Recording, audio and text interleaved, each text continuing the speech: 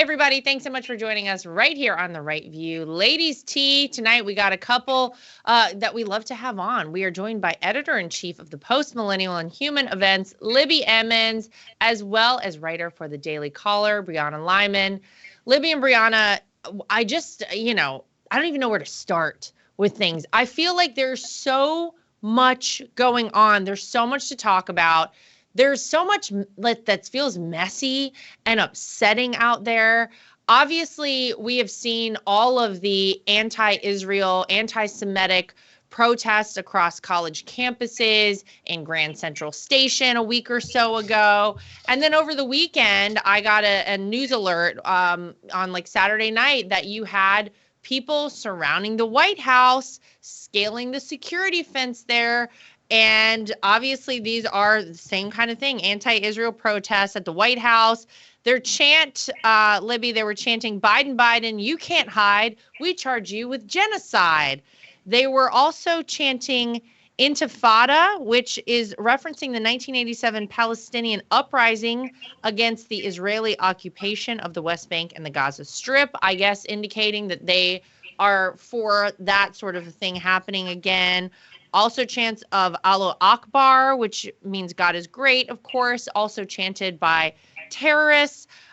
Seems like things have really escalated to, I guess you would say, just next level on all fronts, Libby. And now they're going after Joe Biden, and he's got a big problem on his hands because you have the far left base of the radical Democrat Party who is supporting this sort of behavior, who is supporting Palestine, who is supporting Hamas. And you have Joe Biden as their candidate. They say this guy is running for president again. It's getting pretty messy, and now it has come to the doorstep of the White House.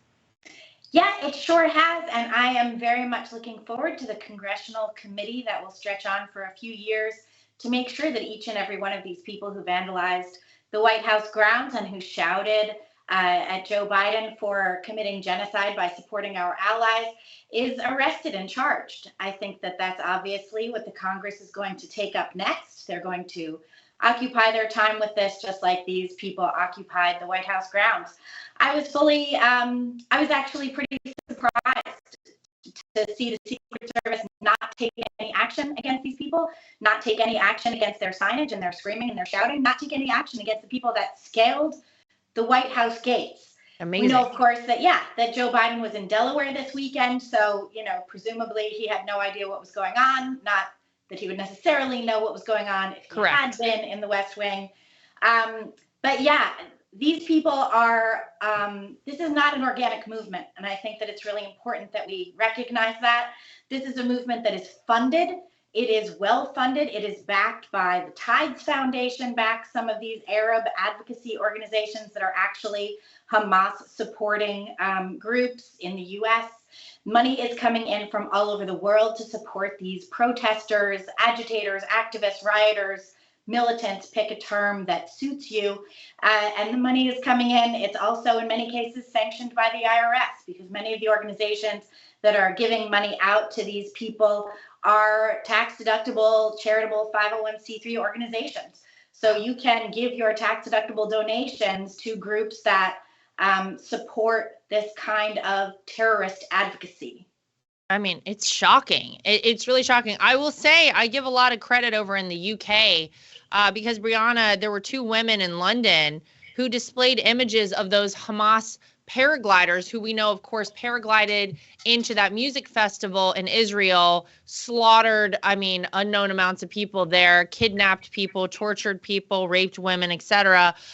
They had an image of those Hamas paragliders on some sort of signage at a protest in London, a pro-Palestinian protest in London, and they were charged in London under the Terrorism Act because it prohibits displaying images in such a way or in such circumstances to arouse reasonable suspicion that they are a member or a supporter of a prescribed organization. I would just go ahead and say it now. If you are a person who supports terrorism or terrorists, I don't really differentiate between you and the terrorists themselves. If you think these sort of things are positive and you are pro paragliding in and murdering a bunch of people, if you are pro chopping the heads off of babies, baking babies in ovens, kidnapping Holocaust survivors, causing turmoil, raping, pillaging, etc., then I think of you the exact same way as I think of any of these terrorists themselves. 100% agreed. And, a lot of these people keep trying to tell us, well, look, we're supporting Palestine, we're not supporting Hamas. But did one of them on October 7th come out and condemn what happened to the Israelis?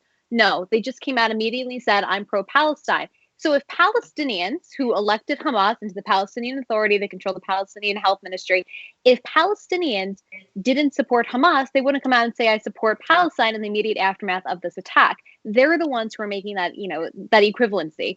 And when we talk about what you just mentioned over in England, there's 1969 Supreme Court rules in Brandenburg versus Ohio, and they say, yes, hate speech is free speech, except for when that speech that advocacy is trying to incite lawlessness or violence or threats, right? That's not covered. The stuff that we're seeing just in America alone, like, you just mentioned the paragliders. I can't speak too much about, English law, but in the United States, if we're seeing someone support from the river to the sea, Palestine will be free, the beheading of Jews on Cornell campus, right? Kicking them out of their lunch areas. That is the same type of advocacy that incites lawlessness. So we have similar laws that could be applicable in the United States to hold these individuals accountable, and we're not, because I hate to do this, but Thomas Massie last week, he sided with a group of Democrats to say, well, hate speech is protected free speech. It is, but he is conflating hate speech and legitimate threats to Jewish students as being free speech. And that is why you see the protests we saw this weekend. That's why you'll continue to see them unless there is bipartisan 100% condemnation. Yeah, well, and it feels, Libby, like maybe we haven't gotten quite as much in the condemnation area as we should have from the White House. I mean, I feel like the Joe Biden response was a little lackluster initially, took him a little long to kind of like step up and say, oh, this was a bad thing. There was kind of just this silence for too long. Then you have Kamala Harris's stepdaughter. Ella Imhoff is her name. I think everyone remembers her as the model, and I'll use air quotes around that. Doesn't shave her armpits. One of those young ladies. She was on Instagram over the weekend or last week at some point promoting the Palestinian Children's Relief Fund. Nothing about Israeli kids. Don't worry about those children. I guess maybe she assumes all of them are already dead. I don't know. But this is just days after you had Kamala Harris come out and release a video on behalf of the White House to tell us that this administration was developing, and I quote, the country's first national strategy to combat Islamophobia. Look, this Children's Relief Fund that Kamala Harris's stepdaughter was promoting, a Republican congressman said almost certain to benefit Hamas. We know that all the money that is coming in to Gaza over there, even if it's marked for humanitarian purposes, we know that Hamas is probably taking it and doing whatever they want with it and utilizing it to fight, against the Israelis and cause more brutality and more terrorism against them. But the fact that you had Kamala Harris release this video as though Islamophobia right now, when you have probably the most anti-Semitism in this country that I know I have ever seen in my lifetime, that I'm certain most people have ever seen in their lifetimes, that's what they came out with. There's a lot of mixed signaling coming out of the White House right now, and this kind of thing I don't think helps. I agree with you. I don't think it helps at all. It's also important to note, if I recall, Ella Imhoff, she was signed by ICA, I think right after the inauguration, right after the president of ICA gave a ton of money to the Democrats and to Biden and Kamala Harris. So I don't really take her modeling career with much, Not a Cindy Crawford so much, you don't think? Not so much. No, I don't think talent is what got her there. I also don't Giselle. think talent is what got Kamala Harris to the White House, and this garbage statement on Islamophobia, that's really exactly what it is. And I don't think we're seeing mixed signals either. I think we are seeing directly pro-Palestinian signals coming out of this White House. And I find it absolutely horrifying when you see, as you mentioned, Laura, the anti-Semitism, not just on campuses and across the United States, but in Germany, in France, in London, just across Europe. It's almost like we're just sitting here waiting for global pogroms to start. And it's absolutely a horrifying situation, one that I don't think any of us could have expected to happen. I really thought that we were past this as a nation. I really thought that Europe had taken care of this problem themselves and that they were past this as a nation. You had the German chancellor, I think, coming out and saying, Germany's going to support Israel. Meanwhile, in Berlin, you see thousands and thousands and thousands of Arab immigrants screaming for death to Jews. And you mentioned also the situation in the UK where these women were arrested for hate speech. There was also a British man arrested for hate speech, a guy who I think lives in council housing. And he was arrested after he posted a video that went viral on Facebook where he was saying, why do we have all these Palestinian flags up and down the street? Why is this what's going on? Why are they coming here? And why are we giving away our country? He was arrested too. I really think that this is a horrifying situation where the entire West has capitulated to the hordes at the doors who declare that they want to kill us. And we just say, oh, that's okay. Come on in. You have a good curry. Well, by the way, that's what it feels like. And I mean, I don't want to sound like I have a tinfoil hat on here, but it's pretty clear. I mean, if you look at what these people themselves, these terrorists who went in and did all of this horrible stuff to people in Israel, their goals, they chant death to Israel. And then what is the next thing they chant? They chant death to America. Yes. So how stupid are we? Also, all of these Democrats who are out there screaming for a ceasefire, and you see them all over the place. Also, Chris Christie supports that same organization that Ella Hoff was raising money for. I was checking out their website, and there he is, smiling. But front runner for president, yeah, that right. All of these people who claim to be supporting Palestinians and not supporting Hamas and calling for a ceasefire, why aren't they saying, "Hey, let's release all the hostages. How about you surrender the terrorists who planned and executed this horrific attack, and then let's definitely have a ceasefire? How about Israel stops bombing you when you give the 30 children back that you stole from their families? When you turn over the terrorists who committed this act and who planned it for 2 years. It can't just be a ceasefire. That's so obvious. And it's so disingenuous when you have people out there screaming for a ceasefire. Even AOC was saying, let's have targeted attacks. She's like the only one who makes sense all of a sudden on that side. That's horrifying. It's horrifying. And that's where we are, Laura. That's where we are. That's AOC how far suddenly making sense. That's how far we've fallen in such a rapid speed. It's astonishing. Brianna, you also had, we've all seen all the stuff going on these college campuses. And I think that's where sort of the inception of all of this was. I mean, we know that these are just incubators for this progressive rot that has taken hold of our country. You go to a UC Berkeley, for example, and you really are getting the wokest of the woke there, and they're just indoctrinating people at rapid speed there. But it's not enough that just the students themselves are taking up, it's the cause of Hamas and standing on their side and chanting against Israel. You also have places like UC Berkeley where you had graduate students who were given extra credit. This is crazy. If they attended a student walkout, a pro-Palestinian student walkout, I mean, what in the hell is going on these college campuses? Look, I always knew it was bad. We have seen how many of these professors now with these anti-Semitic messages on, social media, saying things publicly themselves, but then to offer extra credit for something like this. Are you kidding me? This one, I was just like, this is just it. First of all, how dumb are we? Those will be the first people to go whenever, whatever's about to happen to our country, which I'm terrified to know who came over the border, what their goals are, what they intend to have happen here, all of that. These kind of idiots, I can't even wrap my head around it. Not to worry, though. Somebody complained about this, and they changed it to multiple options for the extra credit, not revoking this pro-Palestinian walkout option, of course. Amazing.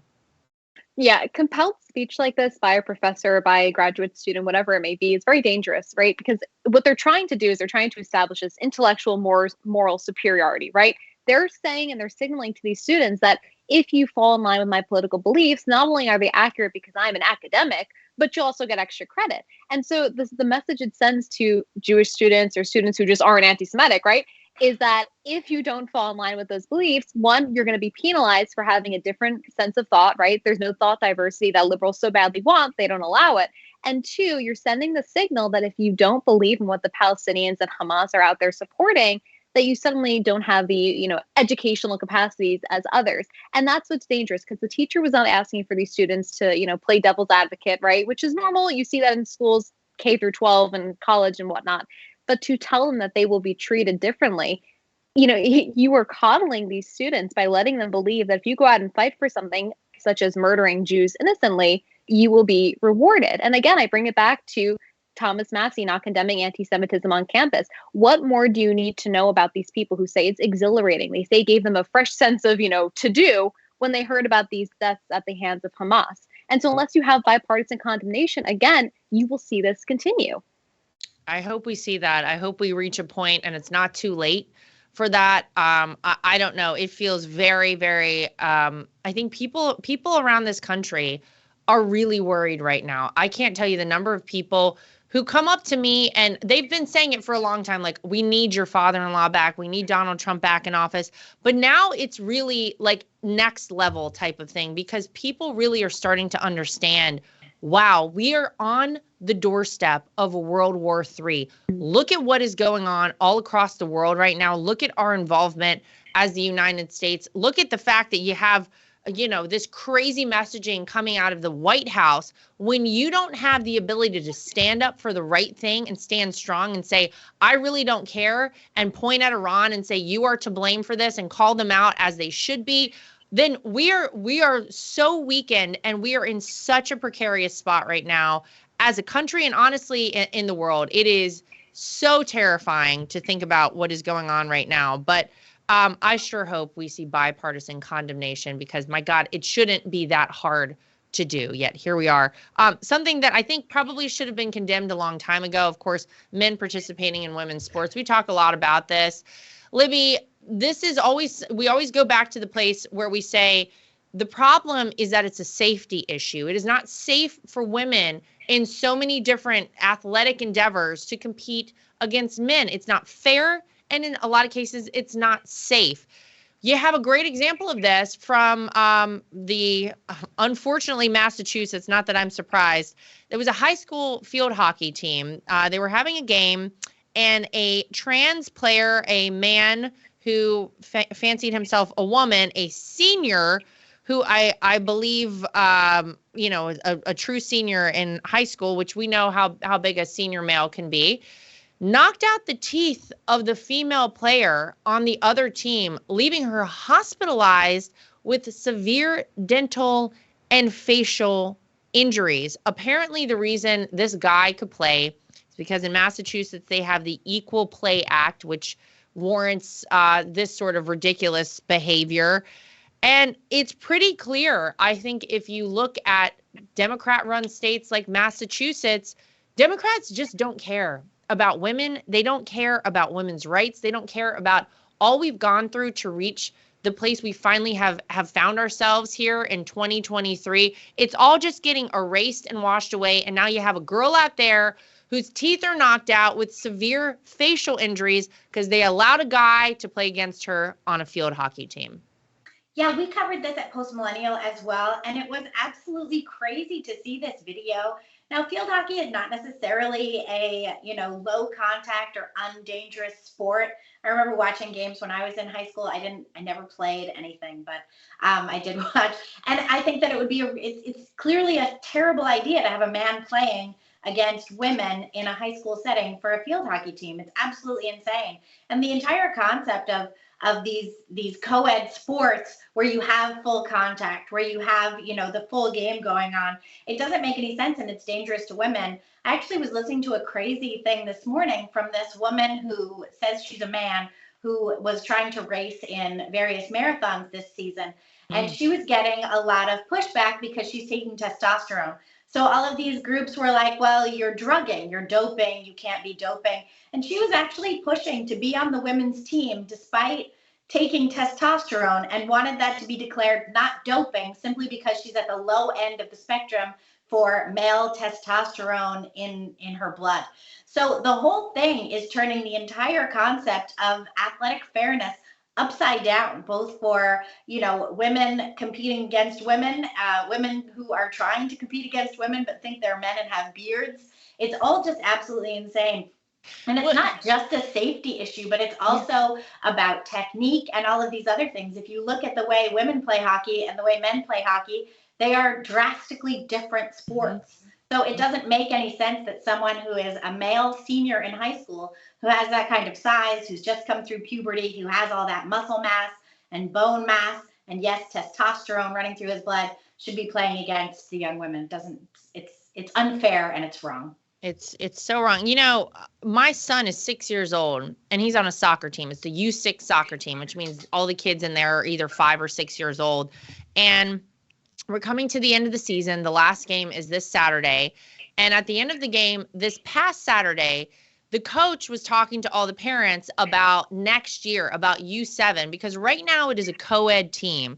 Right now you have girls and boys on the same team. And it's worked out really well for me, because I can take both of my kids to soccer roughly the same time. My kids at one point were on the same soccer team, so that was a big win as a mom. Now they're on different ones, which get a little messy at times, but that's okay. But the coach said, starting U7, we don't do co-ed teams anymore. We separate the boys and the girls. And I was just like, here you have something that makes sense. At 7 years old, they get it. This coach and the league down here in Florida understands the differences between boys and girls. They understand that the boys are going to be stronger, maybe starting at 7 years old. And it's not fair and it's not safe for the girls to be competing in the same game against these boys. So I guess this is our last. We got, next, we got the spring season. But starting next fall, I guess it'll be just, boys against boys, girls against girls. It's obvious, Brianna. And, we obviously were talking about the field hockey. My kids also do jujitsu. And you've had a big issue within the jujitsu world, these tournaments. There's several female martial artists who have had to drop out of the tournaments. They have said, I can't do it because they are afraid for their safety. One woman detailed this experience. She said it made her feel scared and unsafe. She started grappling with who was presented as a woman, and she quickly realized this is not a woman. This is a guy who says he's a woman and was significantly bigger than she was, significantly stronger than she was. She actually won the match. And after the match, she said she stepped off the mat and was hysterical and crying because she felt so endangered by that moment and realizing she was grappling against a man. It's just, at 7 years old, they know that this is not what we should be doing. And yet we're still allowing it to happen in so many different sports. Yeah, and the crazy thing is, even if you're 7 or 70, the science still knows the same thing no matter what age group you go to. Because the thing with women, for instance, we talk about that hockey player, men tend to have more upper body mass and upper body strength, right? Which would make sense when he's, knocking that hockey puck, whatever it was. Whereas women have more body mass down below their waist. So there are quite literally real physical differences that are indisputable. And to try and dispute them by then saying we can put them on the same team is a slap in the face to science. And it's, you talk about your son, for instance. Females bruise, if you look at yourself or your daughter, on your legs and your arms so much more easily than men because our capillaries are closer to our skin, right? We have different levels of collagen in our skin. I was just talking to my doctor about it this week. And so we think of now the jujitsu incidents, right? This is a girl who is literally putting herself at risk, not because she's not qualified to take down a man, because if you put her on the street, she could take down the average man. But when you're talking about a man who is training in the same sport that she's training in, his body mass is heavier. He has more force when he does these things. And the fact that she has to self-reject from this league or whatever it may be, rather than rejecting this man who doesn't belong in the league, it's a slap in the face to women everywhere because we are being erased in the name of progress. And it's progress for who? Men? I mean, I can't think of a more patriarchal, misogynistic trend that we're seeing, that men are actually coming into women's sports, beauty, clothing, and telling us they can do it better than us women. It's honestly, it's amazing, but here we are. And I hope we're in November of 2023. I mean, maybe it'll be January of 2025 when we inaugurate a new president, who I hope is Donald J. Trump, that we see this nonsense start to go away. We got to have people talking about it. We've got to start pushing back. And I feel so sad for these women who had to take themselves out of these competitions. I'm sure they worked really hard for these. Yep. I'm sure they really, it must be really upsetting to work so hard for something and then say, oh, I can't do it anymore because there's a bunch of guys entering these competitions. By the way, there's a photo of the two of these men who say they're women competing in these jiu-jitsu competitions. They're standing there with all of their medals on, and the one guy has like a fan that he's open, like a fan, like you fan yourself with when you're hot. And it's literally like the trans flag, the LGBT flag, the whole thing. And like he's proud of the fact that he beat all these women, and he's like flaunting it there. It's just so gross. Just it always happens that way. Men who beat women love to do it. Yeah, it's some sick thing. I don't know what it is, but anyway, I hope they really feel proud of those medals around their neck because they didn't earn them in any sort of a fair way. There's a lot of instances of going woke and going broke. We know about Bud Light. We know about Target. I know that a place I like to go when I need just a break from all the nonsense, South Park. South Park, I got to tell you, it's been around for a long time. They are still calling it like it is. And I wish like an SNL or something would take the same kind of notes that the writers of South Park do, because they really don't care. They just call out the craziness when they see it. There's a recent South Park episode that just kind of goes to show how insane things have gotten, because they actually did this episode where Eric Cartman, one of the main characters, who is a young boy, white, gets replaced by a black woman, looks like she's maybe middle-aged. And when his friends go to see the principal of the school about it, and they're like, something's wrong with Eric. Like, what happened to him? The principal says, if you boys don't think Eric can be replaced by a black woman, maybe the problem is with you. I love that they just called it out like that. We know about how you can't win any of these awards in Hollywood anymore if you don't have a certain amount of, LGBT people, certain amount of people of color. What if you're telling a story from like the Victorian era in England? Like, what are we talking about here? It's so insane. I love, Libby, that South Park is calling them out and saying this is how stupid everything has gotten. Good for them. Yeah, I thought did you watch it? I thought it was really funny, that movie that they did, the Panderverse. I thought it was very clever. The thing about South Park and why SNL can't compete is because South Park is consistently funny and SNL is consistently just not funny. So if you're funny, everyone's going to laugh and you're going to be okay. You're going to get by. Look at Dave Chappelle. He just keeps being funny and everyone's like, oh, you're terrible. And he's like, well, why does everybody keep laughing? So I think South Park has an edge. They've had an edge for a long time, and it's simply because of good, amusing comedic writing. Even their Book of Mormon was great. Yeah, we need more of that. We need people who are willing to call out all the craziness. Brianna, I feel like there's a lack of funny stuff anymore because everyone's afraid to like, who else would have done something like that other than the folks at South Park? Like, they just really don't care at all. I'll tell you something that I'm personally happy about is the fact that Victoria's Secret has now said that they are ditching their feminist body positive advertising. This is not rocket science. Here's another example of somebody who tried to go woke. They by the way, they hired Megan Rapinoe, if you guys remember, as well as apparently a trans woman, which I just found out about this, as spokespeople for back in 2021. And of course, Megan was very happy to call out Victoria's Secret and say like, oh, they're not, this is not good for women. Turns out women want to wear things that they think are going to make them look sexy and good for men. I'll be the first to admit it. I'm going to choose something I think my husband likes. I'm just being honest because that's a positive thing for a relationship. So the idea that any woman was going to take advice from Megan Rapinoe when she goes to buy a bra or underwear, or that guys were going to go then buy their girlfriends or wives or fiancés things out of Victoria's Secret, where they're prioritizing the body positivity and showing all these overweight models and stuff. Thank God it's gone, and they're bringing back their show again as well, I think, which is great news. Let's do more of that. Yeah, I think, You have to curate femininity. That is the most important aspect of being a woman. It's why a man who dresses in drag will never be feminine, because they just simply don't have the same body, the same hormones that we do that drive us to be it. And you talk about them bringing the show back.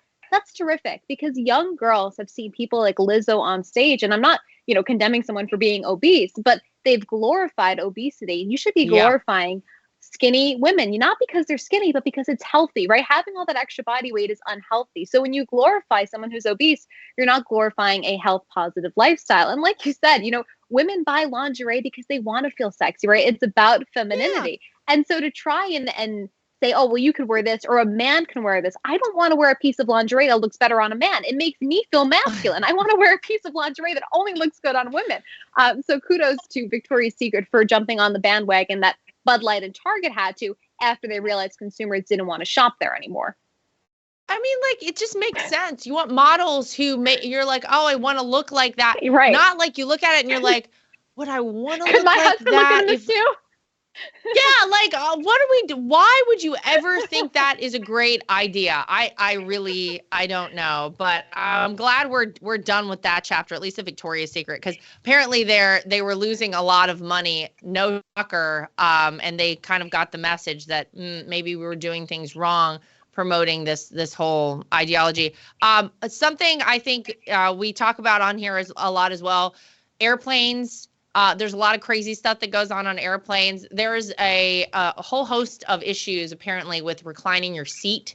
There was a big incident like last week or something on an airplane where this sort of thing happened. So there's a woman online who put together some airplane etiquette, Libby, and I just want to make sure that everyone is aware of this. I saw this and I said, this is probably one of the dumber things I've ever seen. First of all, she suggests that if you're going to lean your seat back, which you should only do if you are on a longer flight, short haul flights, she says, don't even bother. Keep that seat. It's not even like 90 degrees. I feel like I'm like pushed forward in these seats because they're that uncomfortable. We're crammed in there like sardines. And the like half an inch that your seat actually reclines, if you are going to do that, you should turn around to the person behind you, check in with them and to make sure that this person is okay with you reclining your seat the half an inch. I got to tell you, what happens if you start to recline, you're going to recline your seat and you ask the person behind you and they're like, no, I don't want you to recline your seat. Well, then what? Like all of this stuff, I mean, is it really making that big of a difference? And my God, why can't we just leave them back? Can we get that little bit of extra? Because I'm here for that. And the second the wheels are off the ground, I'm reclining my seat and I'm not asking anybody behind me, Libby. I have caught a lot of hell for saying repeatedly that I think it should be a social crime to recline your seat on flights. I am entirely opposed to this. I will never recline my seat when I'm sitting on one of these flights. And I'll tell you why. It's because it smashes into you. It's terrible. It messes up your whole table situation. When someone reclines, I can't open my laptop. I spend a lot of time on flights. And when I'm on flights, I'm usually working. And if somebody reclines their seat, then my laptop is like this. Like I can't see it. I just think it's very rude. I think the real fault here is with airlines that keep making the rows smaller and smaller and smaller. The only rows that actually work are the exit rows or first class. I mean, even your like economy XX plus or whatever they're calling it doesn't do anything for Nothing. you. It's the airline's fault. They should be ashamed for cramming us on there. Imagine if you're sitting on a bus and someone just starts sliding their chair back into you. You'd be horrified. So yeah, I kind of agree with this lady. I think she handled it wrong. You don't smash somebody's chair just because they're leaning back. But I will say, whether I lean my chair back or not, I am constantly like people be smashing my chair for no apparent reason, whether it's a kid or whatever. And I'm just kind of like, hey, I'm a person also. Can I tell you? Here's what gets me.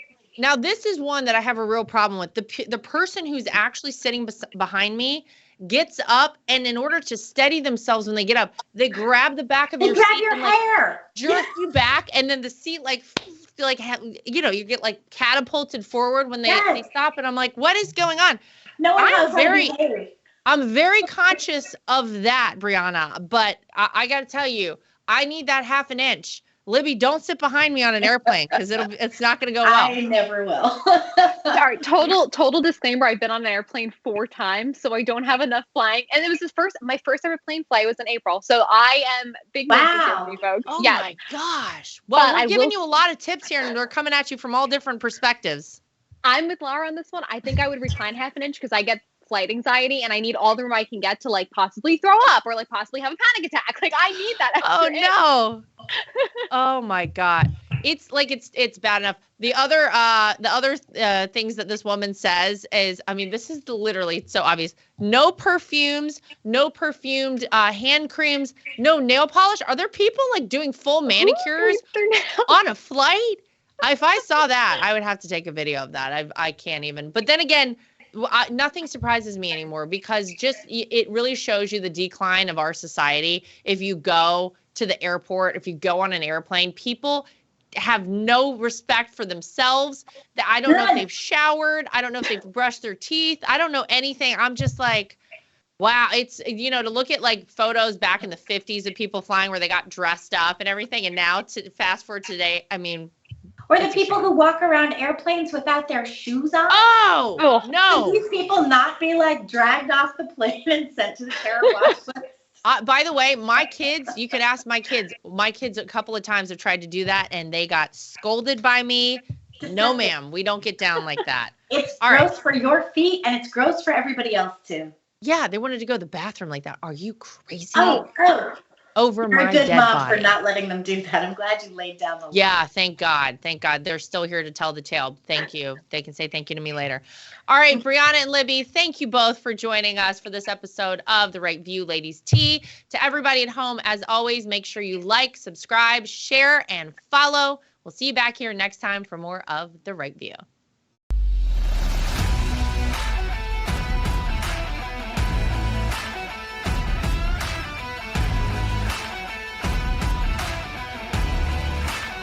Nothing is worse than being on a phone call that drops. Nothing is worse than trying to text someone and you can't reach them because your phone is out of service range. And nothing is worse than supporting these major corporations and companies who don't support us. That is why I love Patriot Mobile. They are America's only Christian conservative wireless network.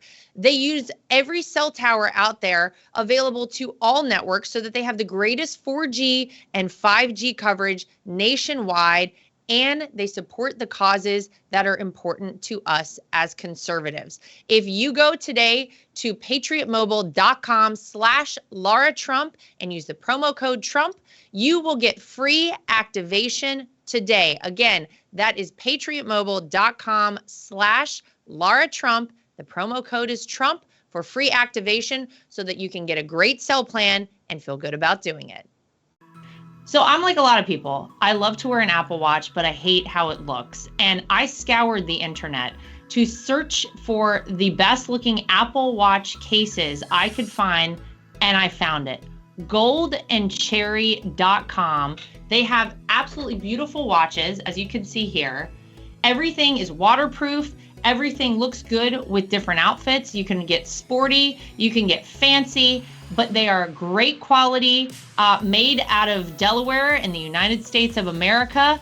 And they have been kind enough to give me a promo code that I can share with you if you want to get your hands on one of these as well. It's Lara T, L-A-R-A-T is the promo code to get yourself a discount at goldandcherry.com. And not only do they make Apple Watch cases, they also make great products for iPads and iPhones, keyboards, your desktop, everything you could possibly need. Goldandcherry.com. Use promo code LARAT so you can get yourself one of these today too. At The Right View, we're very proud of the fact that we are independent. We get to say everything that we think and everything that we feel. We have no woke companies guiding us or telling us what we can and cannot say. We are always going to shoot you straight and give you the facts as we know them. And that's why it's important to support independent outlets like The Right View. My name is Lara Trump, and I think Mike Lindell is a patriot. He is someone who loves this country, is willing to fight for this country. I love MyPillow because not only are MyPillows made in the USA by American workers, but they're great products, and they're so great that not only do I use them in my own bed at night, my children actually requested. My daughter the other day went to the closet and pulled out a MyPillow and said, "This is the pillow that I want to sleep with."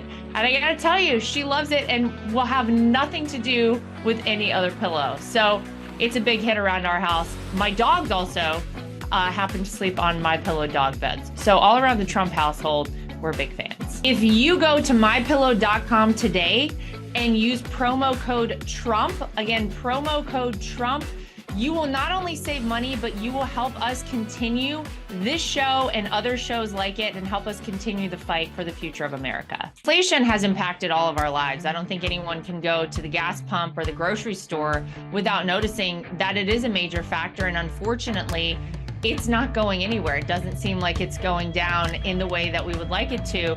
And one way to protect your money is by investing in precious metals, gold and silver. That's always been a great way to make sure that you keep your money and you keep it safe. When you go to bh-pm.com, use promo code Trump.